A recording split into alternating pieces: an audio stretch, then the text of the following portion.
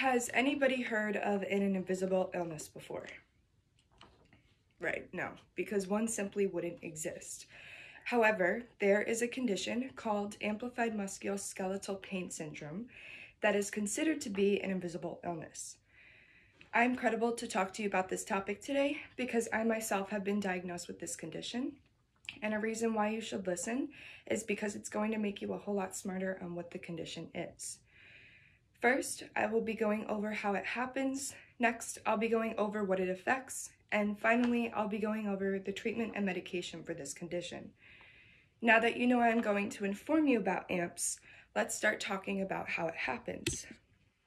Amplified musculoskeletal pain syndrome is a neurological condition that is caused from a previous injury that didn't heal correctly, an illness, or too much psychological stress on the brain. The main organs that are affected by this condition are the brain and the skeletal system. What happens is when the pain signals are being sent from the brain down into the spinal cord, they reach a point where they hit the autonomic nerves. And when they hit that point, the blood vessels react by condensing or tightening, which restricts the amount of blood flow that flows to these blood vessels. And when that happens, that creates a product waste of lactic acid, which builds up, which is making the pain more amplified or intense. According to pediatric rheumatology, AMPS is more common in young girls than in boys from ages 14.5 to 15.5. However, Children's Hospital Philadelphia says the ages range from 11 through 14 years old. Now that we spoke about how it happens, let's talk about what it affects. Amplified musculoskeletal pain syndrome is a broad name for multiple underlying conditions. Some of these conditions could be fibromyalgia, which is a nerve condition, allodynia, which is a sensory issue, complex regional pain syndrome, rheumatoid arthritis, Raynaud's, and the list just continues to go on. There could be two individuals who have AMPS, but one strictly has pain in their head and feet, and another has pain all throughout their body. The nerves and skin tend to be the most sensitive when it comes to this condition, and the bones and muscle are the most affected. AMPS is a condition that has just been recently discovered within the last 20 to 15 years. And for those who have not been able to cure their condition, have found that the tissues and bone start to deteriorate over time. Some of the sensations one might feel while having this condition is stabbing, burning, pins and needles, itching, cutting of a limb. According to Stop Childhood Pain, even touch to the hair or skin to a child could be painful.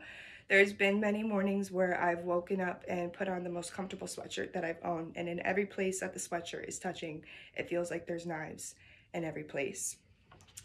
The mental health and thought process to a child who has AMPS as well is super crucial due to the fact that the brain is taking signals and transmitting them to other parts of the brain or manipulating them. The brain is now going to take any type of signal and manipulate that as well. For a child who has AMPS, off the bat, they are diagnosed with anxiety and depression. A child with AMPS could also have a hard time expressing enough emotion or not expressing emotion at all. Now that we spoke about what it affects, let's talk about the treatments and medication that are used to treat this condition. The treatments that are used to treat amplified musculoskeletal pain syndrome right now are intensive physical therapy and psychotherapy. Children's Hospital Philadelphia has came out with a program within the last 10 years dedicated to these children who strictly have AMPS. They have a 90-day inpatient program and a 45-day outpatient program. They both consist of the same thing. However, they're both different in the aspect of the inpatient eliminates all distractions such as technology and communication with the outside world, while an outpatient, there are those distractions and the treatment is not as intense as the 90-day inpatient is. Cognitive behavioral therapy is also another type of therapy that is used with children who have AMPS. Their brains are taking signals and sending them to different parts of the body and also manipulating all types of emotions as well. So retraining the brain how to think and how to teach it how to think is super crucial to the healing process of AMPS. Other holistic remedies have been proven to help as well. Hot baths reduce inflammation and the swelling of one who has AMPS. Yoga is also something that helps with AMPS as well, and a healthy diet reduces the inflammation that one is to endure while having this condition.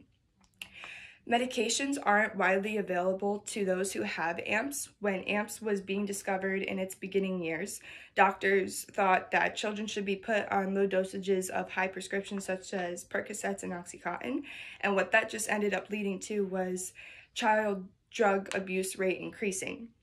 So with that, doctors tried to stay away from any type of medication. However, there is one called gabapentin, and according to Gordon Ivrin and Michael Sweeney, gabapentin has made great effects for those who take it once a day daily. Finally, we have spoken about the treatments and medication. Let's go over everything I talked about. First, we talked about how it happens. Next, we talked about what it affects. And finally, we talked about the treatment and medication for this condition. I was 12 when I was diagnosed with AMPS, and at that point, I had been misdiagnosed 4 different times. Amplified musculoskeletal pain syndrome is one condition that is hard to imagine. It's called the invisible illness because there's no proof of injury. There's no bruises, there's no scratches, there's no marks. So there's no way for a doctor to believe that this is an actual condition.